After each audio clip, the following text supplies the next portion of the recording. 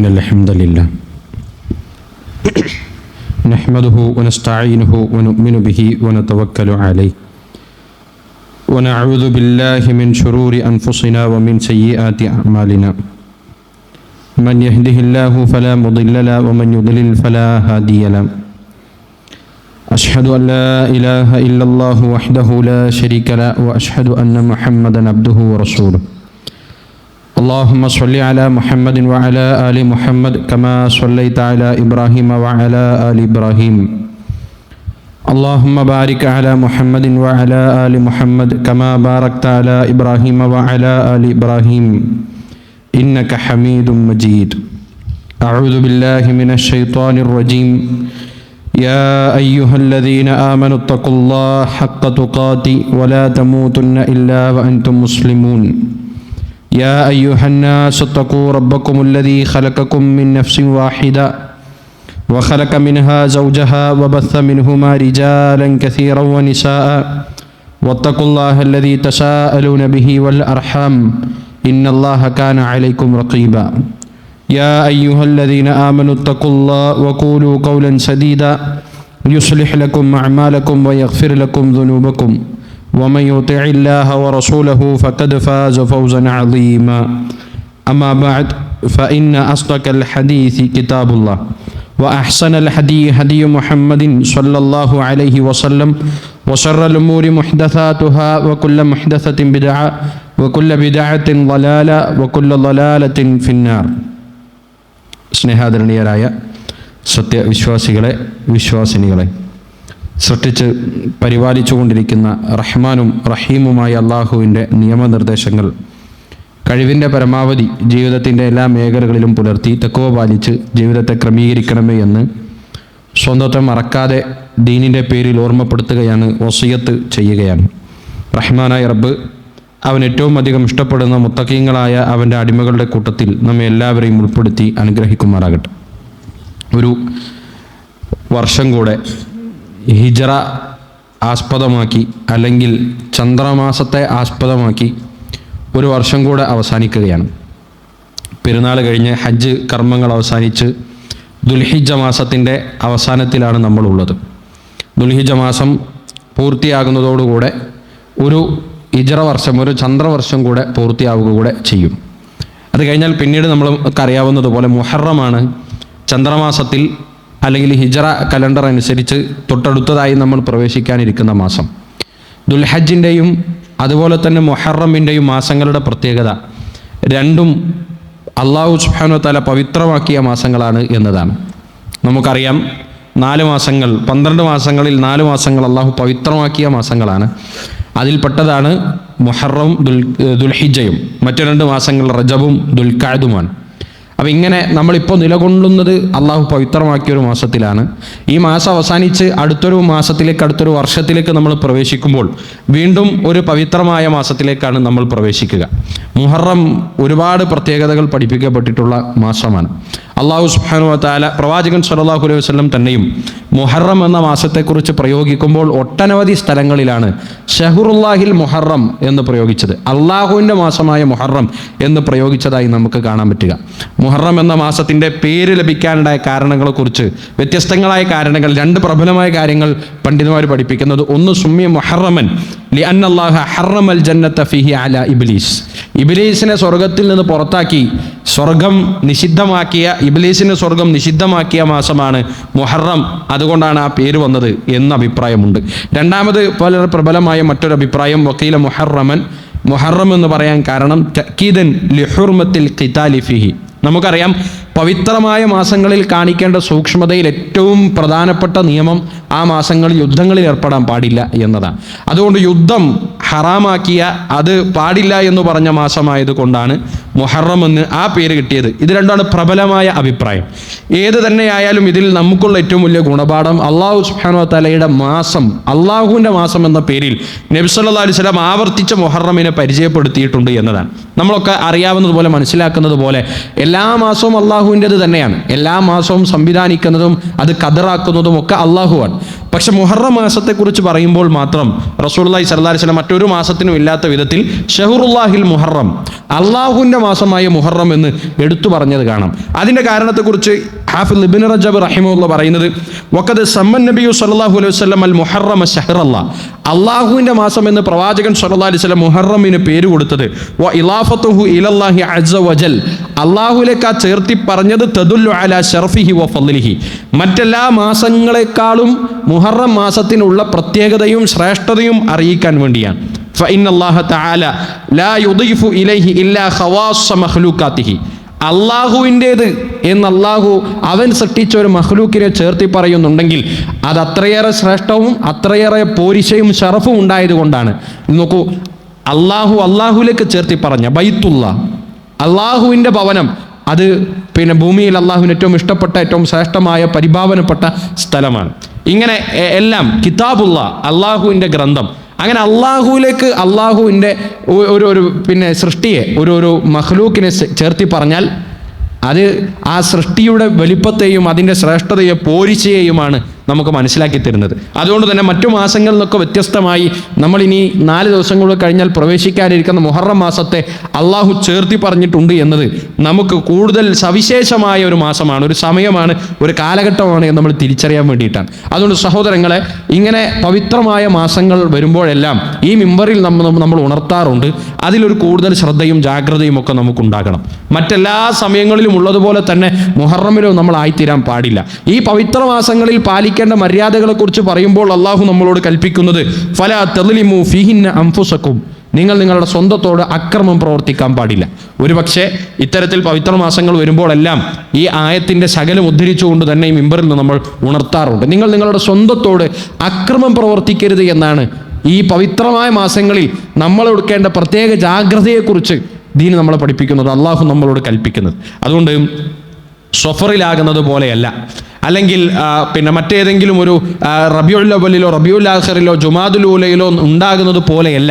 കുറച്ചധികം ജാഗ്രത കാണിച്ച് തിന്മകൾ സംഭവിക്കുന്നതിൽ കൂടുതൽ ജാഗ്രതയോടുകൂടെ കണ്ട് അള്ളാഹു പവിത്രമാക്കി അവൻ്റെ മാസത്തിലേക്ക് പ്രവേശിക്കുമ്പോൾ അത് കൂടുതൽ ശ്രദ്ധയോടുകൂടെ ആകണമെന്നാണ് നമ്മൾ മനസ്സിലാക്കേണ്ടത്. മുഹറത്തിൽ പ്രത്യേകമായി നബി സല്ലല്ലാഹു അലൈഹി വസല്ലം നിർവഹിച്ചിരുന്ന ഒരു ആരാധന അത് നോമ്പാണ്. നബി സല്ലല്ലാഹു അലൈഹി വസല്ലം പറഞ്ഞു, അഫ്ളലു സിയാമി ബഅദ റമളാൻ ഷഹ്റുല്ലാഹിൽ മുഹറം, റമളാൻ മാസത്തിന് ശേഷം ഏറ്റവും ശ്രേഷ്ഠമായ നോമ്പ് അനുഷ്ഠിക്കാൻ പറ്റിയ കാലഘട്ടം അത് മുഹറം മാസമാണ്.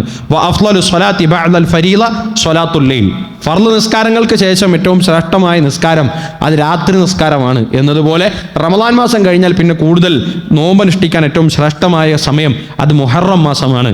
ആയിഷ ബിബി റളിയല്ലാഹു അൻഹ പറയുന്നുണ്ട്, പ്രവാചകൻ സ്വല്ലല്ലാഹു അലൈഹി വസല്ലം റമളാൻ കഴിഞ്ഞാൽ പിന്നെ കൂടുതൽ നോമ്പ് അനുഷ്ഠിച്ചിരുന്നത് അത് മുഹറം മാസത്തിലാണ്. അതുകൊണ്ട് ആകെ മൊത്തത്തിലൊരു ജാഗ്രത നമ്മൾ കാണിക്കണം. ഒരു കാര്യം, ഒരു പുതിയ വർഷത്തിലേക്ക് നമ്മൾ പ്രവേശിക്കുകയാണ്. അള്ളാഹു സംവിധാനിച്ച പ്രകൃതിയുടെ രീതി അനുസരിച്ച് ചന്ദ്രമാസമാണ് മനുഷ്യൻ്റെ ക്രമങ്ങൾക്ക് അള്ളാഹു നിശ്ചയിച്ചിട്ടുള്ള പ്രകൃതിയുടെ രീതി. അതനുസരിച്ച് ഒരു വർഷം കൂടെ കഴിയുന്നു എന്ന ഒരു ആലോചന നമ്മൾ നടത്തുകയും പുതിയൊരു വർഷത്തിലേക്ക് പ്രവേശിക്കുമ്പോൾ സ്വാഭാവികമായും ഒരു ജാഗ്രതയോടുകൂടെ കടക്കാൻ അള്ളാഹു പവിത്രമാക്കിയ മാസത്തിലേക്കാണ് നമ്മൾ പ്രവേശിക്കുന്നത് എന്ന ബോധം നമുക്ക് അനുഗുണമായി തീരും എന്നർത്ഥം. ഇനി അതുപോലെ തന്നെ മുഹറം മാസത്തിൽ നമ്മുടെ നാട്ടിൽ വളരെ വ്യാപകമായി ആചരിച്ചു വരുന്ന അനിസ്ലാമികപരമായ ഒരു രീതിയാണ് മുഹറത്തിന് ഒരു നെഹ്സ് കൽപ്പിക്കുക. അഥവാ മുഹറം ദുശകുനമായ സമയമാണ്. ആളുകൾ പൊതുവെ വിവാഹങ്ങൾ ആലോചിക്കുമ്പോൾ മുഹറം മാസത്തിലേക്ക് എത്താതെ നോക്കുക. അതുപോലെ തന്നെ പിന്നെ വീട് കൂടലിനെ കുറിച്ച് ആലോചിക്കുമ്പോൾ മുഹറം മാസം ആകാതിരിക്കാൻ ശ്രമിക്കുക. ഒരു ജോലിയോ അല്ലെങ്കിൽ ഒരു ബിസിനസ്സൊക്കെ ആരംഭിക്കുമ്പോൾ മുഹറം മാസം ആകാതിരിക്കാൻ ശ്രമിക്കുക. ഇപ്പോഴും നമ്മുടെ ഉമ്മത്തിലെ പലരുടെയും വീട്ടിൽ തൂങ്ങുന്ന കലണ്ടറിൽ മുഹറം മാസത്തിന് ദുശകുനമെന്ന് രേഖപ്പെടുത്തിയതും നമുക്ക് കാണാൻ കഴിയും. അത് ആ വിഷയം മാത്രമല്ല, നമുക്ക് ദുശകുനം എന്നൊരു കാഴ്ചപ്പാട് തന്നെ ഇസ്ലാമിന് അന്യമാണ്, പരിചയമില്ലാത്തതാണ്. ഇതെങ്ങനെ കടന്നു വന്നു? മഹാനായ ഹുസൈൻ റളിയല്ലാഹു അൻഹു കർബലയിൽ വെച്ച് വധിക്കപ്പെട്ട കൊല ചെയ്യപ്പെട്ടത് മുഹറം 10-നാണ്. അതൊരു വിശ്വാസിയെ സംബന്ധിച്ച് തീരാ നോവാണ്, ആർക്കും സംശയമില്ല. മഹാനായ പ്രവാചകൻ സല്ലല്ലാഹു അലൈഹി വസല്ലം വളരെ ഓമനത്വത്തോടുകൂടെ തൻ്റെ കവിളുകളിൽ തൻ്റെ മാറോട് ചേർത്ത് പിടിച്ച പ്രവാചകൻ്റെ പേരക്കുട്ടികളിൽ ഒരാൾ ഹുസൈൻ റളിയല്ലാഹു അൻഹു വളരെ കാടത്വത്തോടുകൂടെ വധിക്കപ്പെട്ടു എന്നത് ഒരു വിശ്വാസിയെ സംബന്ധിച്ച് അത് ആലോചിക്കുമ്പോൾ സ്വന്തം കുടുംബത്തിലുണ്ടായ വേദനയേക്കാളേറെ മുറിവും സങ്കടവും ഉണ്ടാക്കുന്നതായിരിക്കണം. അപ്പോഴാണ് അവൻ്റെ വിശ്വാസം പൂർത്തിയാവുക. കാരണം നമ്മൾ ഏറ്റവും കൂടുതൽ സ്നേഹിക്കുന്ന പ്രവാചകൻ സല്ലല്ലാഹു അലൈഹി വസല്ലം, ആ പ്രവാചകൻ ഏറ്റവും പ്രിയപ്പെട്ട പ്രവാചകൻ്റെ പേരമക്കളിൽ ഒരാൾ വധിക്കപ്പെടുക, അതും വളരെ നിഷ്ഠൂരമായ വധത്തിന് അദ്ദേഹം വിധേയമാക്കപ്പെടുക എന്നത് ആലോചിക്കുമ്പോൾ തന്നെ മനസ്സിനേറെ വേദനയും സങ്കടവും ഒക്കെ ഉണ്ടാക്കേണ്ടതാണ്. എന്നാൽ അതിനെ ചാരി ഇസ്ലാമിലേക്ക് കടത്തി ചേർത്തിയിട്ടുള്ള ഒരുപാട് അനാചാരങ്ങൾ, ഖുറാഫാത്തുകളെ വളരെ ജാഗ്രതയോടുകൂടെ നമ്മൾ കാണണം. നോക്കൂ, ഇസ്ലാമിക ചരിത്രത്തിൽ വിശ്വാസികൾക്ക് എല്ലാവർക്കും വേദനയുണ്ടാകുന്ന രക്തസാക്ഷിത്വം ആദ്യത്തേതും അവസാനത്തേതുമല്ല ഹുസൈൻ ബിൻ അലി റളിയല്ലാഹു അൻഹുവിൻ്റെത്. അദ്ദേഹത്തിൻ്റെ ഉപ്പ അലി റളിയല്ലാഹു അൻഹുവിൻ്റെ കൊലപാതകം വിശ്വാസിക്ക് ഏറെ വേദനയുണ്ടാക്കുന്നതാണ്. അതുപോലെ തന്നെ തൊട്ടു മുന്നേയുള്ള ഖലീഫ ഉസ്മാൻ ബിൻ അഫ്ഫാൻ റളിയല്ലാഹു അൻഹുവിൻ്റെ കൊലപാതകം മനസ്സിന് ഏറെ വേദനയുണ്ടാക്കേണ്ടതാണ്. മഹാനായ ഉമർ ബിൻ ഖത്താബ് റളിയല്ലാഹു അൻഹുവിൻ്റെ കൊലപാതകം, രക്തസാക്ഷിത്വം വിശ്വാസിക്ക് ഭയങ്കര നോവുണ്ടാക്കുന്നതാണ്. അപ്പോൾ ഒന്നാമത്തെയും അവസാനത്തെയും ഇസ്ലാമിലെ രക്തസാക്ഷിയല്ല ഹുസൈൻ റളിയല്ലാഹു അൻഹു. മഹാനായ ഹുസൈൻ റളിയല്ലാഹു അൻഹുവിൻ്റെ കൊലപാതകത്തിൽ സങ്കടമൊക്കെ ഉണ്ടാകുമ്പോൾ തന്നെ അദ്ദേഹത്തിൻ്റെ മുമ്പും ശേഷവുമായി ഇസ്ലാമിക ലോകത്ത് രക്തസാക്ഷിത്വം വഹിച്ച എല്ലാവരോടും നമുക്ക് ഇഷ്ടവും അവരുടെ വേർപാടിൽ വേദനയും അവരെ കൊന്നുകളഞ്ഞവരോടുള്ള ആത്മീയമായ രോഷവുമൊക്കെ വിശ്വാസിക്കുണ്ടാകണം. അപ്പോൾ അതിനൊക്കെ മറികടന്ന് നമുക്കാർക്കും മഹാനായ ഉമർ റളിയല്ലാഹുവിൻ്റെ കൊലപാതകത്തിൻ്റെ തീയതി നമ്മൾ ഓർത്തു വെക്കാറില്ല. അന്നൊരു പ്രത്യേകമായ ദുഃഖാചരണം ആചരിക്കാറില്ല, ആചരിക്കേണ്ടതുമില്ല. അത് ഇസ്ലാമിൻ്റെ രീതിയുമല്ല. പ്രവാചകൻ ജീവിച്ചിരിക്കുമ്പോൾ തന്നെ പ്രവാചകന് വളരെയധികം വേദനയുണ്ടായ ഒരുപാട് രക്തസാക്ഷിത്വങ്ങൾ ഉണ്ടായിട്ടുണ്ട്. പ്രത്യേകിച്ച് ഉഹുദിൽ മിസ്അബ് ബിൻ ഉമൈർ, ഹംസത്ത് ബിൻ അബ്ദുൽ മുത്തലിബ് റളിയല്ലാഹു അൻഹുമ, അവരുടെയൊക്കെ വിയോഗം പ്രവാചകനെ വല്ലാതെ അലട്ടിയിട്ടുണ്ട്. പക്ഷെ അതൊന്നും പിന്നീട് ആ ദുഃഖം ആവർത്തിച്ച് ആ ദുഃഖം ആചരിച്ച് അതൊരു ആരാധനയുടെ ഭാഗമായി ഇസ്ലാം പഠിപ്പിച്ചിട്ടില്ല. എന്നാൽ ഹുസൈൻ റളിയല്ലാഹുവിൻ്റെ കൊലപാതകത്തെ ഇസ്ലാമിൻ്റെ ശത്രുക്കൾ വളരെ ബോധപൂർവമായി എടുക്കുകയും അത് മുസ്ലിങ്ങൾക്കിടയിൽ വിഭാഗീയത ഉണ്ടാക്കാൻ, വിദ്വേഷങ്ങൾ ജനിപ്പിക്കാൻ, മുസ്ലിം ഉമ്മത്തിനിടയിൽ തന്നെ ഛിദ്രതയുണ്ടാക്കാൻ വേണ്ടി ബോധപൂർവമായി എടുത്തിട്ടുള്ള ഒരു അജണ്ടയാണ്. ആ അജണ്ടക്ക് പിന്നാലെ ഷിയാക്കൾ എന്ന് പറയുന്ന ഇസ്ലാമിക ലോകത്തെ ശത്രുക്കൾ, അഹ്ലുസുന്നയുടെ ശത്രുക്കൾ, അവരൊരു വിഭാഗമായി ഏറ്റെടുത്ത് അത് മുഹറം മാസത്തിലെ ആദ്യ മുഹറം മാസം 10 പോകെ മുഹറം മാസം 1 ദുശകുനമായി പ്രഖ്യാപിച്ച് നല്ലതൊന്നും തുടങ്ങാൻ പറ്റാത്ത സമയമായി അതിനാചരിച്ചു വരുന്നുണ്ട്. പ്രത്യേകിച്ച് മുഹറം 10 അന്ന് ദേഹത്തടിച്ചും വേദനിപ്പിച്ചുമൊക്കെ നമുക്ക് നമ്മുടെ നാട്ടിൽ ഷിയാക്കളുടെ അത്ര തന്നെ പ്രകടമായ രൂപങ്ങളില്ലാത്തതുകൊണ്ട് അന്യമായി നിൽക്കുന്ന, എന്നാൽ നമ്മുടെ രാജ്യത്തടക്കം വളരെ വ്യാപകമായി ആചരിക്കപ്പെടുന്ന ഒരു ദിവസമായി മുഹറം 10 മാറ്റി. യഥാർത്ഥത്തിൽ ദുശകുനം ആചരിക്കുക എന്നത് ഇസ്ലാമിന് പരിചയമുള്ള സംഗതിയേ ഇല്ല. നബി സല്ലല്ലാഹു അലൈഹി വസല്ലം അതിനെക്കുറിച്ച് പരിചയപ്പെടുത്തിയതു തന്നെ 3 കാര്യങ്ങളുണ്ട്. 3 കാര്യങ്ങളുണ്ട്. അത് അമ്രുൽ സലാസത്തുൻ ഫി ഉമ്മത്തി, എൻ്റെ ഉമ്മത്തിൽ ആചരിക്കപ്പെട്ടുകൊണ്ടിരിക്കുന്ന 3 കാര്യങ്ങൾ, അത് ജാഹിലിയത്തിൻ്റെ ബാക്കിപത്രമായി വന്നതാണ്. എനിക്കത് ആ ആചാരങ്ങളുമായി ഇസ്ലാമിനൊരു അഡ്രസ്സും ഇല്ല എന്ന് നബി സല്ലല്ലാഹു അലൈഹി വസല്ലം പറഞ്ഞു. അതിൽ 3-ാമതായി പ്രവാചകൻ എണ്ണി പറഞ്ഞത് ഇങ്ങനെ ശകുനം നോക്കലാണ്. സമയത്തിനും സന്ദർഭത്തിനും കാലത്തിനും ഒന്നും ഒരു പ്രത്യേകതയുമില്ല. നബി സല്ലല്ലാഹു അലൈഹി വസല്ലം പഠിപ്പിച്ചു, ലാ അദ്വ വലാ തുയറ വലാ ഹാമ വലാ സഫർ. ഇതെല്ലാം സൂചിപ്പിക്കുന്നത് സമാനമായ ഒരു രീതിയിലേക്കാണ്. അതെന്താ? ശകുനം നോക്കുക. പ്രവാചകൻ സല്ലല്ലാഹു അലൈഹി വസല്ലം കാലഘട്ടത്തിൽ നിലനിന്നിരുന്ന ഒരു കാര്യം ഉണ്ടായിരുന്നു. അവർ ഒരു പക്ഷിയെ പറത്തിവിടും. എന്നിട്ട് ആ പക്ഷിയെ വെച്ച് പക്ഷിയുടെ പോക്കിനനുസരിച്ച് അവർ ശകുനത്തെ നിശ്ചയിക്കും. ഇങ്ങനെ പോയാൽ നല്ലത്, ഇങ്ങനെ പോയാൽ മോശം, നല്ലതല്ല, ഈ യാത്ര ചെയ്യണോ വേണ്ട എന്ന് തീരുമാനിക്കാൻ അതിനൊരു മാനദണ്ഡമായി എടുക്കുക. ഇങ്ങനത്തെ രീതി പ്രവാചകൻ്റെ ജാഹിലിയ കാലഘട്ടത്തിൽ ഉണ്ടായിരുന്നു. അത് ഇസ്ലാമിലേക്ക് വന്നപ്പോഴും ചിലരൊക്കെ അനുഷ്ഠിച്ചു പോന്നിട്ടുണ്ട്. അതൊന്നും ഇസ്ലാമികമല്ല എന്നാണ് നബി സല്ലല്ലാഹു അലൈഹി വസല്ലം നമ്മളെ പഠിപ്പിച്ചത്. നോക്കൂ, നമ്മളെല്ലാ നിസ്കാരത്തിൻ്റെ ശേഷവും അള്ളാഹുവിനോട് നടത്തുന്ന ദിക്ർ ദുആകളിൽ ഉണ്ടല്ലോ, അള്ളാഹുവേ നീ നൽകിയത് തടയാൻ ഒരാൾക്കും സാധ്യമല്ല, നീ തടഞ്ഞത് നൽകാനും ഒരാൾക്കും സാധ്യമല്ല.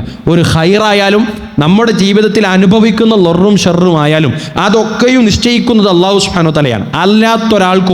അല്ലാത്തൊരു സൃഷ്ടിക്കും, ഒരു പടപ്പിനും, ഒരു കഴിവിനും, ഒരു ശക്തിക്കും അതിലൊരു നിലക്കുമുള്ള ഇടപെടലിനും സാധ്യമല്ല എന്നതാണ് തൗഹീദ്. അതുകൊണ്ട് കാലത്തിനും സമയത്തിനും ഒന്നും ഒരു പ്രത്യേകതയുമില്ല. മുഹറത്തിലാണെങ്കിലും റബീഉൽ അവ്വലിലാണെങ്കിലും ഇനി ദുൽഹജ്ജയിലാണെങ്കിലും സഫറിലാണെങ്കിലും ജമാദുൽ ഊലയിലാണെങ്കിലും ഏത് സമയത്തിലാണെങ്കിലും സമയത്തിനും കാലഘട്ടത്തിനും ഒന്നും പ്രത്യേകിച്ചൊരു കാര്യം ചെയ്യാനില്ല. മനുഷ്യരായ നമ്മളാണ് ചെയ്യുക. നമ്മുടെ കർമ്മങ്ങൾക്കനുസരിച്ചാണ് കാര്യങ്ങൾ മുന്നോട്ട് പോവുക. അപ്പോൾ ഒരാൾ നന്നായി പഠിച്ച് മനസ്സിലാക്കി നല്ല പടവ് കൊടുക്കാൻ, നല്ല പടുത്തുയർക്കാൻ സമയം കൊടുത്തു, നല്ല ആൾ നിശ്ചയിച്ചു, അതിന് വേണ്ട സമയം അവരെടുത്തു, അങ്ങനെ അത് പടുത്തുയർത്തിയാൽ ആ വീട് അവർക്ക് ഭദ്രതയോടുകൂടെ ജീവിക്കാൻ പറ്റും അള്ളാഹുവിൻ്റെ ഖദർ വരുന്നത് വരെ. ഇനി എത്ര തന്നെ ബലം ഉറപ്പിച്ചുണ്ടാക്കിയ വീടാണെങ്കിലും അള്ളാഹുവിൻ്റെ ഒരു ഖദർ സംഭവിക്കാൻ ഒട്ടുമേ താമസം അതിനില്ല. ഒരു പ്രയാസവും അല്ലെങ്കിൽ ഒരു നിലക്കുമുള്ള താമസം അള്ളാഹുവിൻ്റെ ഒരു ഖദർ സംഭവിക്കാൻ എടുക്കുകയുമില്ല. അതുകൊണ്ട് ഇതൊന്നും നമ്മുടെ പ്രവർത്തനങ്ങളെ ബാധിക്കുന്ന കാര്യമല്ല. ഇങ്ങനെ ശകുനം നോക്കി കാര്യങ്ങൾ നിശ്ചയിക്കുക എന്നത് ഇസ്ലാമിൻ്റെ രീതിയുമല്ല. അത് ഇസ്ലാമിൻ്റെ നോക്കൂ, ഇങ്ങനെ നബി സല്ലല്ലാഹു അലൈഹി വസല്ലം ആവർത്തിച്ച് അള്ളാഹുവിൻ്റെ മാസമാണ് എന്ന് പഠിപ്പിക്കുകയും അള്ളാഹു പവിത്രമാക്കിയ മാസമാണ് എന്ന് പഠിപ്പിക്കുകയും ചെയ്ത മുഹറമാണ് നമ്മുടെ നാട്ടിൽ പണ്ഡിത വേഷധാരികളായവർ ഒരു നല്ല കാര്യം തുടങ്ങാൻ പറ്റാത്തതാണ് എന്ന് സമുദായത്തെ കണ്ണുകെട്ടി ഇത്രയും കാലം വിശ്വസിപ്പിച്ചത്. അത് കുറേ ആളുകളൊക്കെ അതിനനുസരിച്ച് അവരുടെ പല കാര്യങ്ങളും നിശ്ചയിച്ച് മുന്നോട്ട് പോരുകയും ചെയ്തു. ഇപ്പോൾ നമുക്ക് കുറേ കൂടെയൊക്കെ കാര്യങ്ങൾ നോക്കിക്കാണാനും മനസ്സിലാക്കാനും ഒക്കെ പറ്റുന്ന കാലത്ത് നമ്മൾ തന്നെ ആ പോയ കാലത്തെക്കുറിച്ച് ആലോചിക്കുമ്പോൾ അതൊക്കെ വല്ലാത്ത മോശത്തരവും വിഡ്ഢിത്തരവുമാണ് എന്ന് മനസ്സിലാക്കുന്നുണ്ട്. സഹോദരങ്ങളെ, നമ്മൾ മനസ്സിലാക്കേണ്ടത് ഇസ്ലാമിൽ അങ്ങനെ ഒരു നിലക്കുള്ളൊരു നല്ല ശകുനം അല്ലെങ്കിൽ ദുശകുനം അങ്ങനെയൊന്നില്ല. എന്നാൽ ഇസ്ലാം പഠിപ്പിച്ച ചില പ്രത്യേക സമയങ്ങളുണ്ട്. അത് അള്ളാഹുവിൻ്റെ വഹി മുഖേന അള്ളാഹു വഹിയിലൂടെ പഠിപ്പിച്ച് പ്രവാചകൻ സ്ഥിരപ്പെടുത്തിയ സമയത്തിന് അതിനെ ബർക്കത്തുണ്ട്. അത് ഫജറിന് ശേഷമുള്ള സമയം, അതിന് ബർക്കത്തുണ്ട്, അതിൽ സംശയമില്ല. നബി സല്ലല്ലാഹു അലൈഹി വസല്ലം പറഞ്ഞു, ബൂരിക്കലെ ഉമ്മത്തി, എൻ്റെ ഉമ്മത്തിന് അനുഗ്രഹം ബർക്കത്ത് നൽകപ്പെട്ട സമയമാണ് ഫജറിന് ശേഷമുള്ള സമയം. ആ സമയത്ത് നിങ്ങൾ നിങ്ങളുടെ ഉപജീവനത്തിന് വേണ്ടി ഉപയോഗിക്കുക എന്ന് പ്രവാചകൻ പറഞ്ഞ സമയത്തിന് ബർക്കത്തുണ്ട്. എന്നാൽ അതല്ലാത്ത ഹദീസിൽ പ്രവാചകൻ പഠിപ്പിച്ചിട്ടില്ലാത്ത പ്രമാണങ്ങൾ പരിചയപ്പെടുത്തിയിട്ടില്ലാത്ത യാതൊരു സമയത്തിനും ക്രമത്തിനും ഒരു നിലക്കുമുള്ള ഗുണമോ ദോഷമോ ചെയ്യാനില്ല എന്ന് നമ്മൾ മനസ്സിലാക്കുക. അള്ളാഹുവിൻ്റെ ഖദറിലാണ് നമ്മൾ വിശ്വസിക്കേണ്ടത്. നമ്മുടെ പ്രവർത്തനങ്ങളിലാണ് നമ്മൾ ശ്രദ്ധയൂന്നി മുന്നോട്ട് പോകേണ്ടത്. അപ്പോൾ പിന്നെ ആരെയും പേടിക്കേണ്ട ഒരു സ്ഥിതിവിശേഷം നമുക്കില്ല. ഏതെങ്കിലും നിലക്ക് ഒരു പൂച്ച മറുകണ്ഠം ചാടി, ഏതെങ്കിലും നിറമുള്ളൊരു പൂച്ച നമ്മുടെ മുന്നിൽ പ്രത്യക്ഷപ്പെട്ടു, അല്ലെങ്കിൽ ഒരു നായ പ്രത്യക്ഷപ്പെട്ടു, അത് നായയോ കുതിരയോ എന്തോ ആകട്ടെ, ആ ജന്തു അതിനനുയോജ്യമായ രൂപത്തിൽ അതിൻ്റെ ചലനങ്ങൾ നിർവഹിക്കുന്നതിനെ നമ്മുടെ ജീവിതവുമായി എങ്ങനെയാണ് ബന്ധപ്പെടുന്നത്, നമ്മുടെ കച്ചവടവുമായി ഏത് നിലക്കാണ് ബന്ധപ്പെടുന്നത്, നമ്മുടെ യാത്രയുമായി എന്ത് ബന്ധമാണ് ആ സാധു ജന്തു ചാടിയതോ നിന്നതോ കുറുകിയതോ ആയ കാര്യങ്ങൾ ബന്ധപ്പെടുന്നത്? ഇതൊന്നുമില്ല എന്ന് തിരിച്ചറിയുക. മുഹറം അള്ളാഹു പവിത്രമാക്കിയ മാസമാണ്. ആ മാസത്തിലേക്ക് പ്രവേശിക്കുമ്പോൾ വിശ്വാസിക്ക് ഉണ്ടാകേണ്ടത് കൂടുതൽ ജാഗ്രതയാണ്. എൻ്റെ ജീവിതത്തിൽ ഒരു വർഷം കൂടെ കൊഴിഞ്ഞുപോയി, എനിക്ക് നിശ്ചയിക്കപ്പെട്ടുള്ള ആയുസ്സിൽ നിന്ന് ഒരു വർഷം കൂടെ കുറഞ്ഞുപോയി, ഇനി വരാനിരിക്കുന്നതിന് ഏറ്റവും നന്നായി ഉപയോഗപ്പെടുത്താൻ സ്റ്റാർട്ടിങ്ങിന് അള്ളാഹു പവിത്രമാക്കിയ ഒരു സമയമുണ്ട്. ആ സമയത്തിൽ എൻ്റെ പ്രവർത്തനങ്ങളെക്കുറിച്ച് ഞാൻ കൂടുതൽ ജാഗ്രതയോടുകൂടെ മുന്നോട്ട് പോകണമെന്നതിനപ്പുറത്ത് ഒരു വിചാരവും ചിന്തയും വിശ്വാസിക്കില്ല. അതോടൊപ്പം പലപ്പോഴായി ഓർമ്മപ്പെടുത്തുന്നത് പോലെ നമ്മളെ സംബന്ധിച്ച് നമ്മുടെ ഒരു ഷിയാറാണ് ഇസ്ലാമിലെ ഈ അടയാളങ്ങളിൽപ്പെട്ടതാണ് ഈ മാസങ്ങളുടെ കണക്കെന്ന് പറയുന്നത്. അതിൽ കൂടുതൽ ഒരു ശ്രദ്ധയൊക്കെ നമുക്ക് ഉണ്ടാകണം. എന്താന്ന് വെച്ചാൽ നമ്മുടെ ഇബാദത്തുകളെല്ലാം നിർവഹിക്കാൻ വേണ്ടി നിശ്ചയിക്കപ്പെട്ടിട്ടുള്ളത് ഈ മാസത്തിൻ്റെ കണക്കനുസരിച്ചാണ്. ഇപ്പം ഇദ്ധരിക്കേണ്ട മാസങ്ങളെ ക്രമങ്ങൾ എങ്ങനെയാണ് ഒരു വിശ്വാസി കണക്കൂട്ടുക? അത് ജനുവരി മുതൽ ജനുവരി അല്ലെങ്കിൽ ഫെബ്രുവരി മുതൽ മെയ് എന്ന കണക്കല്ല. അവർ കൂട്ടേണ്ട കണക്ക് മുഹറത്തിൽ നിന്ന് തുടങ്ങി ദുൽഹിജ്ജയിൽ അവസാനിക്കുന്ന ചന്ദ്രമാസത്തിൻ്റെ കണക്കെടുത്താണ് ആരാധനയുമായി ബന്ധപ്പെട്ട എല്ലാത്തിനെയും അവർ പരിഗണിക്കേണ്ടത്. അപ്പോൾ സക്കാത്ത് കണക്കൂട്ടണം. എങ്ങനെയാണ് സക്കാത്ത് കണക്കൂട്ടേണ്ടത്?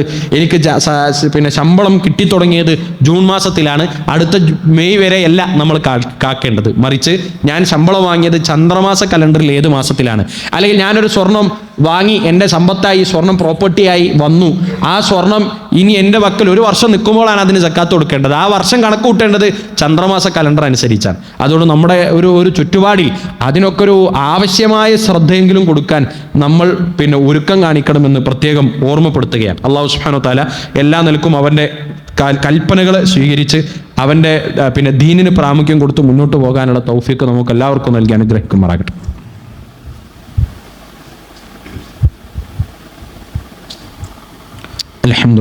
അൽഹംദുലില്ലാഹി റബ്ബിൽ ആലമീൻ വബിഹി നസ്തഈൻ വസ്സലാത്തു വസ്സലാമു അലാ റസൂലില്ലാഹി വഅലാ ആലിഹി വസഹ്ബിഹി വമൻ വാലാ യാ അയ്യുഹന്നാസ് ഊസിക്കും വഇയ്യായ സനിയം ബിതഖ്വല്ലാഹ്. സഹോദരങ്ങളെ, നമ്മൾ നാട്ടിലൊരു പൊതുവെ യുവാക്കളും ആളുകളുമൊക്കെ അടുത്തൊരു ഫുട്ബോൾ മാമാങ്കത്തിൻ്റെ പിന്നാലെ അവരുടെ ചിന്തകളും അവരുടെ പ്രവർത്തനങ്ങളുമൊക്കെ തിരിച്ചു കിട്ടുന്ന ഒരു സമയത്തിലേക്ക് നമ്മൾ പ്രവേശിച്ചു. യഥാർത്ഥത്തിൽ കഴിഞ്ഞ ദിവസങ്ങളിലായി നമ്മുടെ യുവാക്കൾ ചെയ്തുകൊണ്ടിരിക്കുന്ന കാര്യങ്ങളെ സോഷ്യൽ മീഡിയയിലും മറ്റൊക്കെ വരുന്നത് ഒരല്പം പേടിയോടെ ജാഗ്രതയോടുകൂടെയാണ് ഉമ്മത്ത നിലക്ക് നമ്മൾ കാണേണ്ടത്. എന്താണ്, ഒരുപാട് കാലങ്ങൾക്കപ്പുറത്ത് ആളുകൾ നടത്തുന്ന ഒരു മത്സരം, അതിൻ്റെ വിനോദത്തിലേക്കല്ല, മറിച്ച് അതിനെ മുൻനിർത്തിക്കൊണ്ട് ഇവിടെ നടക്കുന്ന ആക്രോശങ്ങളും ആഘോഷങ്ങളും പണം ചെലവഴിക്കുന്നതിനെക്കുറിച്ചുമൊക്കെ കൂടുതൽ ശ്രദ്ധയും ജാഗ്രതയും ഉണ്ടാകണമെന്ന് സൂചിപ്പിക്കാതിരിക്കാൻ നിർവാഹമില്ല. കാരണം ഒരു ടീമിൻ്റെ ആൾ 100 അടി വെക്കുന്നു, അപ്പോൾ 200 അടി വെക്കുന്നു, അപ്പോൾ 300 അടി വെക്കുന്നു, 400 അടി വെക്കുന്നു. ഇതിനെല്ലാം ചിലവാകുന്ന പണത്തെക്കുറിച്ചൊക്കെ കൂടുതൽ ജാഗ്രത നമുക്കുണ്ടാകണം. മാത്രമല്ല, വരുന്ന ഒരു മാസക്കാലം ഇതിൻ്റെ ഒരു ഷെഡ്യൂൾ എന്ന് പറയുന്നത് ഏറെക്കുറെ പാതിരാ സമയത്താണ് കളികൾ നടക്കുന്നത്. ഈ കളി നടക്കുന്ന സമയത്തൊക്കെ നമ്മുടെ സമൂഹത്തിലുള്ള ഭൂരിഭാഗം ആളുകളും ഉണർന്നിരുന്ന ആ കളി കാണാൻ വേണ്ട എല്ലാ ജാഗ്രതയും എടുത്ത് അല്ലെ അതിനുവേണ്ട സജ്ജീകരണങ്ങൾ ഒരുക്കി മുന്നോട്ട് പോകുന്നത് കാണാം. രണ്ട് കാര്യങ്ങൾ ഓർമ്മപ്പെടുത്താനുള്ളത്. എല്ലാ വിനോദത്തോടും ഇസ്ലാമിനുള്ള ഒരു കാഴ്ചപ്പാട് എന്താന്ന് വെച്ചാൽ, വിനോദങ്ങൾ ആകാം, അതിനും വിനോദങ്ങൾക്കൊന്നും ഇസ്ലാം തടസ്സം നിൽക്കുന്നില്ല. ഏതുവരെ ഇസ്ലാമിന് എന്തെങ്കിലുമൊക്കെ ഒരു അടിസ്ഥാനത്തെ അള്ളാഹുവിൻ്റെ കൽപ്പനകളെ അതിരുകടക്കുന്ന കാര്യങ്ങൾ അവിടെ പ്രവേശിക്കുന്നത് വരെ ആ വിനോദമാകാം. ദീൻ വിലക്കിയ ഒരു കാര്യം അതിലെവിടെ സംഭവിക്കുന്നുവോ അവിടെ അത് ഹറാമായി മാറും എന്നതിൽ തർക്കമില്ല. കളിക്കുന്നത് ഫുട്ബോളാണ്, ഫുട്ബോൾ കളിക്കുന്നതിൽ എന്തെങ്കിലും തെറ്റുണ്ടോ എന്ന് വെച്ചാൽ, ഫുട്ബോൾ കളിക്കുന്നത് ഒരു നിലക്കും നമുക്ക് ആ വിനോദത്തെ നമ്മൾ ആക്ഷേപിക്കും. ഒരാൾ ഫുട്ബോൾ കളിക്കുന്നു അല്ലെങ്കിൽ ഒരു ടീം ഫുട്ബോൾ കളിക്കുന്നു എന്നതിലൊന്നുമല്ല നമ്മളെ പ്രശ്നം. മറിച്ച് നമ്മളൊരു നിസ്കാരം ഒഴിവാക്കിക്കൊണ്ട് ഫുട്ബോൾ കാണാണ്, തീർത്തും ഹറാമാണ്. എന്താ സംശയം? ഒരാളുടെ നിസ്കാരത്തെ ബാധിക്കുന്ന വിഷയത്തിൽ ഒരു വിനോദത്തിനും സ്ഥാനമില്ല. നമുക്ക് രാത്രിയൊക്കെ എഴുന്നേറ്റ് നിന്ന് പിന്നെ ഫുട്ബോൾ കളി കാണാൻ ഒരുങ്ങുന്നവർ അവരാലോചിക്കേണ്ട ഒരു കാര്യം, ആയുസ്സിൽ ഇന്ന് വരെ അള്ളാഹു ഏറ്റവും ശ്രേഷ്ഠമാക്കിയ ഒരു സമയത്തിന് വേണ്ടി ഒരുങ്ങി പുറപ്പെടാത്തവർ ആ സമയത്തെ ഒന്ന് കൺകുളിരൊക്കെ കാണാനും എഴുന്നേറ്റ് നിന്ന് ഇബാദത്തുകൾക്ക് വേണ്ടി ജീവിപ്പിക്കുകയും ചെയ്യാൻ വിചാരിക്കുകയോടും ചെയ്യാത്ത ആളുകളാണ് രാത്രി സമയത്തെ ഹയാത്താക്കി മാമ്പാങ്കം കാണാൻ വേണ്ടി ഒരുങ്ങുന്നത്. അപ്പോൾ അവരോടൊക്കെ നമുക്ക് സൂചിപ്പിക്കാനുള്ള കാര്യം, ആകാം, എല്ലാത്തിനും ഒരു പരിധിയും പരിമിതിയൊക്കെ ഉണ്ടാകണം. നമ്മുടെ ജീവിതത്തെയൊക്കെ ബാധിച്ച് ദീന് പഠിപ്പിക്കുന്ന ഏറ്റവും അടിസ്ഥാനപരമായ കാര്യങ്ങളെ അടക്കം പിന്നെ മറന്നു കളഞ്ഞ് ഒരു പരസ്പരം വിദ്വേഷം ജനിപ്പിക്കുന്ന രൂപത്തിലുള്ള ഒരു വിനോദത്തിന് ഒരു നിലക്കും അതൊരു ആശയായി നമുക്ക് കാണാൻ കഴിയില്ല. ഒരു ട്രെൻഡ് എന്താണെന്ന് വെച്ചാൽ, ഇപ്പോൾ പിന്നെ നല്ലതല്ലേ യുവാക്കൾ ലഹരിയിലേക്ക് മറ്റൊക്കെ പോകുന്നതിനേക്കാൾ നല്ലത് ഇതിനൊക്കെ അവരുടെ സമയം ചെലവഴിച്ചാൽ ലഹരിയിലേക്ക് പോകുന്ന ആളുകളെ തടഞ്ഞു വെക്കാലോ എന്നാണ്. അതിന് പക്ഷേ ഭരണകൂടത്തിന് അതൊരു നല്ല തത്വമായി ഒക്കെ തോന്നാം. ഞാനിത് ഉണർത്തുന്നത് വിശ്വാസികളോടാണ്, മിമ്പറിൽ നിന്നാണ്. ഇത് കേൾക്കുന്നവർ പരലോകത്തിനെക്കുറിച്ച് വിശ്വസിക്കുന്നവരാണ്. ഖബറിൽ നടത്തുന്ന ചോദ്യോത്തരങ്ങളെക്കുറിച്ച് ആലോചിക്കുകയും വിശ്വസിക്കുകയും ചെയ്യുന്ന ഉമ്മത്തിനോടാണ് നമ്മൾ ഈ സംസാരിക്കുന്നത്. അതെന്താ? അതിപ്പറയുന്ന കാര്യങ്ങളിലൊന്നുമല്ല. ലഹരിയിൽ നിന്ന് മനുഷ്യൻ മാറി നിൽക്കണം എന്നത് തീർത്തും അനിവാര്യമായ കാര്യമാണ്. പക്ഷെ മാറി നിൽക്കേണ്ടത് എവിടേക്കാണ്? വീണ്ടും ഈ സമ്പത്ത് ഒരു നിലക്കും ഉപകാരമില്ലാത്ത, ആർക്കും ഉപകാരമില്ലാത്ത കാര്യങ്ങളിൽ സരസ്വരം ചെലവഴിച്ച് ചെളിവാരി എറിഞ്ഞ് നമ്മളെ അറിയാത്ത, നമ്മൾ ഒരു നിലക്കും പരിചയപ്പെടാൻ പോലും സാധ്യതയില്ലാത്തവരുടെ പേരിൽ ഇവിടെ വിഭാഗീയത സൃഷ്ടിച്ച് പരസ്പരം ചേരി തിരിഞ്ഞ് പിന്നെ തെറി വിളിച്ചും ആക്രോശിച്ചും ഒക്കെ നടത്തുന്ന ഈ പ്രതിഭാസം ലഹരിക്കെതിരെ ഒരു നല്ല ലഹരിയായി നമുക്ക് അവതരിപ്പിക്കാൻ കഴിയില്ല. അപ്പോൾ നമ്മൾ മനസ്സിലാക്കേണ്ട കാര്യം, ഇതെല്ലാം അവസാനിക്കും. നബി സല്ലല്ലാഹു അലൈഹി വസല്ലമയുടെ പ്രാർത്ഥനയിൽ നമുക്ക് കാണാൻ കഴിയുന്ന ഒരു വാചകമുണ്ട്, വലാ തജഅലി ദുനിയ അക്ബറ ഹമ്മിന വലാ മബ്ലഗ ഇൽമിന. ചില പ്രാർത്ഥനകൾ നമുക്ക് കാണാം, വലാ ഇലന്നാരി മസീറന. എന്താണ് അള്ളാഹിനോട് നമ്മൾ പ്രവാചകൻ നടത്തിയ പ്രാർത്ഥന? ലാ തജഅലി ദുനിയ അക്ബറ ഹമ്മിന. നമ്മുടെ ദുനിയാവ്, നമ്മുടെ ഏറ്റവും വലിയ ആവേശം, നമ്മുടെ ആഗ്രഹം, നമ്മുടെ ഹമ്മ്, നമ്മുടെ താല്പര്യം ഒന്നാകെ ദുനിയാവായി മാറാൻ പാടില്ല. വലാ മബ്ലഗ ഇൽമിന. നമ്മൾ ഈ വിവരം അന്വേഷിച്ച് കണ്ടെത്തുന്നതിൻ്റെ ലക്ഷ്യം ദുനിയാവായി മാറാൻ പാടില്ല. അങ്ങനെയുള്ള അധമരുടെ കൂട്ടത്തിൽ ഞങ്ങളെ ഉൾപ്പെടുത്തരുതേ എന്ന് നബി സല്ലല്ലാഹു അലൈഹി വസല്ലം പ്രാർത്ഥിക്കുമായിരുന്നു. നോക്കൂ, ഈ കാണുന്ന കാര്യമൊക്കെ ആലോചിച്ചാൽ പ്രയോറിറ്റി എന്തിനാണ് ഇവർ കൊടുക്കുന്നത് എന്ന ചോദ്യത്തിന് ഒരിക്കലും ദുനിയാവിനല്ല എന്ന് പറയുക സാധ്യമല്ലല്ലോ. ഇത് ക്ഷണികമായി തീരുന്നതാണ്. അങ്ങനെയൊക്കെ നമ്മൾ പറയുമ്പം ഇതേതോ നൂറ്റാണ്ടിൽ വണ്ടിട്ടാത്ത ആളുകളെന്നൊക്കെ ആക്ഷേപ സ്വരം കൊണ്ട് ഇത് കേൾക്കുകയും ഇതിനെടുക്കുകയൊക്കെ ചെയ്യുന്നവരോട് ഒട്ടനേകം ഉദാഹരണങ്ങളിൽ മെനിഞ്ഞാന്ന് കഴിഞ്ഞ ഉദാഹരണം നമുക്ക് സൂചിപ്പിക്കാം. കഴിഞ്ഞ മെനിഞ്ഞാന്ന് പറഞ്ഞാൽ എക്സാക്ട് മെനിഞ്ഞാന്ന് ബുധനാഴ്ച ദിവസമാണ് ഞങ്ങളുടെ കൂട്ടത്തിൽ പ്രവർത്തിച്ച ഒരു സഹപ്രവർത്തകനെ, 12 പഠിക്കുന്ന ഒരു സഹപ്രവർത്തകനെ അവനെ ഖബറിൽ ഇറക്കി വെച്ച് അവർ വേണ്ടി തസ്ബീത്തും ചൊല്ലി മടങ്ങി വന്നത്. ഒരു പ്രശ്നവും ഉണ്ടായിട്ടില്ല. വളരെ സജീവമായി അവൻ്റെ സാമൂഹ്യ പശ്ചാത്തലത്തിൽ ഇടപെടുന്ന, അവരുടെ സ്കൂളുകളിൽ ഇടപെടുന്ന, ഈ കഴിഞ്ഞ സ്കൂൾ തുറക്കുന്ന കാലത്ത് കുട്ടികൾക്ക് വേണ്ട സാമഗ്രികൾ സമാഹരിച്ചു കൊടുക്കുന്നതിൽ, ദരിദ്രരായ കുട്ടികൾക്ക് വേണ്ട സാമഗ്രികൾ ഒരുമിച്ച് സമാഹരിച്ചു കൊടുക്കുന്നതിൽ മുന്നോട്ട് നിന്ന് അതിൻ്റെ പ്രവർത്തനങ്ങളുടെ കണക്കുകൾ ക്ലോസ് ചെയ്യുന്നതിന് മുമ്പേ അവൻ ഈ ലോകത്ത് ഇവിടെ പറഞ്ഞു പോയി. വലിയ രോഗിയൊന്നുമല്ല, അവൻ ഒരു രോഗം ഉണ്ടായിരുന്നില്ല. ബുധനാഴ്ച അവൻ മരണപ്പെടുന്നു. ചൊവ്വാഴ്ച രാവിലെ ഫജർ ജമാഅത്ത് നിസ്കാരം കഴിഞ്ഞ് അവൻ്റെ വീട്ടിലേക്ക് എത്തിയപ്പോൾ അനുഭവിച്ച തലവേദന, ആ തലവേദന അല്പം സീരിയസ് ആയി തോന്നിയപ്പോൾ ഹോസ്പിറ്റലിലേക്ക് പോയി. പിന്നീട് ഉണ്ടാകുന്ന സംഭവങ്ങൾ എന്ന് പറയുന്നത് ഒരു മേജർ ശസ്ത്രക്രിയക്ക് അവനെ വിധേയമാക്കി. അതുകൊണ്ടൊന്നും അള്ളാഹുവിൻ്റെ തീരുമാനത്തെ തടഞ്ഞു വെക്കാനോ രക്ഷിക്കാനോ നമുക്ക് കഴിഞ്ഞില്ല. ബുധനാഴ്ച രാവിലെ ആകുമ്പോഴേക്കും അവൻ ഈ ലോകത്തുനിന്ന് വിട പറഞ്ഞു പോയി. അതുകൊണ്ട് ആർത്തട്ടഹസിച്ച് എല്ലാം മതിമറന്ന് രാത്രി എഴുന്നേറ്റ് ഈ ആഘോഷങ്ങൾക്കൊക്കെ ഒടുവിൽ അവിടെ നിന്ന് അള്ളാഹുവിൻ്റെ തീരുമാനത്തെ, മലക്കുൽ മൗത്തിനെ നമ്മൾ നേരിടേണ്ടി വന്നാൽ എന്തായിരിക്കുമെന്ന വസ്തുതയെ ഈമാനിൻ്റെ വെളിച്ചത്തിൽ കേൾക്കാൻ നിങ്ങൾക്ക് പറ്റുമെങ്കിൽ ആ ബോധ്യത്തിൽ നിന്ന് ചില ഉത്ബോധനങ്ങൾ നമ്മൾ ഉൾക്കൊള്ളണം. അത് പരസ്പരം ഓർമ്മപ്പെടുത്തുന്നതിൽ നമ്മൾ മറന്നു പോകരുത് എന്ന് മാത്രമാണ് ഇത്തരം സംഭവവികാസങ്ങളെക്കുറിച്ച് നമുക്ക് സമുദായത്തെ ഉണർത്താനുള്ളത്. അതുകൊണ്ട് ആഘോഷങ്ങൾ, വിനോദങ്ങൾക്കൊക്കെ ഒരു അതിരും പരിധിയുമുണ്ട്. അതിനെ ലംഘിച്ച് നമ്മുടെ നിർബന്ധ ബാധ്യതകളെ മറന്നു കളഞ്ഞ് ഇത്തരം കാര്യങ്ങളിൽ ഇടപെടുന്നുണ്ടെങ്കിൽ അത് ഹറാമായിരിക്കും, നിഷിദ്ധമായിരിക്കും. അത് അവർ പരലോകത്ത് മറുപടി പറയേണ്ടി വരും. സമ്പത്ത് എവിടെ നിന്ന് സമ്പാദിച്ചു, എവിടെ ചെലവഴിച്ചു എന്ന ചോദ്യത്തിന് ന്യായമായ രൂപത്തിലല്ലാതെ നടത്തുന്ന ചെലവഴിക്കലിന് നമ്മൾ മറുപടി പറയേണ്ടി വരും. അപ്പം ഞാൻ സമ്പാദിച്ചതല്ലേ, എൻ്റെ പൈസയല്ലേ എന്നൊന്നും അർത്ഥമല്ല. നമ്മൾ ഈ സമ്പാദ്യം എന്ന് പറയുന്നത്, സമ്പാദ്യമായാലും നമ്മുടെ ജീവനായാലും തന്നെ നമ്മുടെ ശരീരമായാലും തന്നെ ഒരു വിശ്വാസിയുടെ അടിസ്ഥാനം എന്താണ്? ഇതിൻ്റെ ഉടമസ്ഥൻ നമ്മളല്ല. സമ്പത്തായാലും നമ്മുടെ ആയുസ്സായാലും അടക്കം അതിൻ്റെ ഉടമസ്ഥൻ നമ്മളല്ല. അതിൻ്റെ കൈകാര്യ കർത്തൃത്വം മാത്രമാണ് നമ്മൾ നിർവഹിക്കുന്നത്. ഉടമസ്ഥൻ ആരാണ്? അത് അള്ളാഹുവാണ്. ആ ഉടമസ്ഥൻ കൽപ്പിച്ചതിനപ്പുറത്തേക്ക്, അവൻ്റെ തീരുമാനങ്ങൾക്കപ്പുറത്തേക്ക് നമ്മൾ ചെലവഴിക്കുന്ന പണത്തിന് അത് ചെറുതാണെങ്കിലും വലുതാണെങ്കിലും മറുപടി പറയേണ്ടി വരും എന്നതിൽ തർക്കമില്ല. അതുകൊണ്ട് ഇപ്പോൾ നടക്കുന്ന ഈ പ്രതിഭാസങ്ങളൊക്കെ ഏതെങ്കിലുമൊക്കെ ഒരു പോസിറ്റീവ് ആറ്റിറ്റ്യൂഡിൽ എടുക്കാൻ നമുക്ക് കഴിയില്ല. അത് തീർത്തും പുനരാലോചിക്കപ്പെടേണ്ടതാണ്. അത്തരം പ്രവർത്തനങ്ങളിൽ ഏർപ്പെടുന്ന യുവാക്കളോട്, ചെറുപ്പക്കാരോട് വീണ്ടും വിചാരങ്ങൾക്ക് നമ്മൾ തയ്യാറാകണം. സൗഹൃദത്തിൻ്റെ പേരിൽ ഇത്തരം കാര്യങ്ങളൊക്കെ നമ്മൾ മുൻഗണനക്കെടുക്കുന്നത്, ബലി കഴിക്കുന്നതിനെ കൂടുതൽ ശ്രദ്ധിച്ചു വേണമെന്ന് ഓർമ്മപ്പെടുത്തുകയാണ്. അള്ളാഹു സുബ്ഹാനഹു വ തആല അവൻ്റെ തൃപ്തിക്കനുസരിച്ച് ജീവിതത്തെ ക്രമീകരിക്കാൻ നമുക്ക് എല്ലാവർക്കും തൗഫീക്ക് നൽകുമാറാകട്ടെ. അള്ളാഹുവെ, ഞങ്ങൾ നിന്ന് വിട പറഞ്ഞു പോയിട്ടുള്ള മാതാപിതാക്കൾ, ബന്ധുമിത്രാദികൾ, സമുദായ നേതാക്കന്മാർ, പണ്ഡിതന്മാർ, അവരുടെയൊക്കെ കബറിടം നീ വിശാലമാക്കി കൊടുക്കണം റഹ്മാനെ. അള്ളാഹുവെ, പ്രാർത്ഥനയ്ക്ക് വേണ്ടി വസിയത്ത് ചെയ്തിട്ടുള്ള ഒരുപാട് സുഹൃത്തുക്കൾ, അവരുടെ എല്ലാം പ്രയാസങ്ങൾ നീ ദൂരീകരിച്ചു കൊടുക്കണം റഹ്മാനെ. ഈമാനോടെ സ്വബറോടെ പരീക്ഷണങ്ങളെ നേരിടാൻ ഞങ്ങൾക്കും അവർക്കുമൊക്കെ നീ തൗഫീക്ക് നൽകി അനുഗ്രഹിക്കണം റഹ്മാനെ. വലുതും ചെറുതുമായി ജീവിതത്തിൽ അറിഞ്ഞും അറിയാതെയും ചെയ്തിട്ടുള്ള മുഴുവൻ പാപങ്ങളും റഹ്മാനായ റബ്ബെ, നിന്റെ മഹത്തായ ഫദ്ല് കൊണ്ട് ഞങ്ങൾക്ക് നീ വിട്ടുപുറത്ത് മാപ്പാക്കി തന്ന റഹ്മാനെ. അള്ളാഹുവെ, പ്രവാചകന്മാരുടെ, സിദ്ദീഖുകളുടെ, ശുഹദാക്കളുടെ കൂടെ സ്വർഗീയ അനുഭൂതി ആസ്വദിക്കാൻ ഞങ്ങൾക്കും ഞങ്ങളുടെ കുടുംബത്തിനും തൗഫീക്ക് നൽകി അനുഗ്രഹിക്കണം റഹ്മാനെ. ഭയാനകരമായ നരകശിക്ഷയിൽ നിന്ന് ഞങ്ങളെയും ഞങ്ങളുടെ കുടുംബത്തെയും നീ കാത്തുരക്ഷിക്കണം റഹ്മാനെ. അല്ലാഹുമ്മ ഇഗ്ഫിർ ലിൽ മുഅ്മിനീന വൽ മുഅ്മിനാത്ത് വൽ മുസ്ലിമീന വൽ മുസ്ലിമാത്ത് അൽ അഹ്യാഇ മിൻഹും വൽ അംവാത്ത് ഇന്നക മുജീബുദ് ദഅവാതി വയാ ഖാദിയൽ ഹജാത്ത്. അല്ലാഹുമ്മ അജിർനാ മിനൻ നാർ, അല്ലാഹുമ്മ അജിർനാ വൽ വാലിദൈന മിനൻ നാർ. റബ്ബനാ തഖബ്ബൽ മിന്നാ ദുആഅനാ വഅഅ്മാലനാ ഇന്നക അൻതസ് സമീഉൽ അലീം വതുബ് അലൈനാ ഇന്നക അൻതത് തവ്വാബുർ റഹീം. വഗ്ഫിർ ലനാ യാ ഗാഫിറൽ മുദ്രിമീൻ. ആമീൻ ആമീൻ ബിറഹ്മതിക യാ അർഹമർ റഹീമീൻ.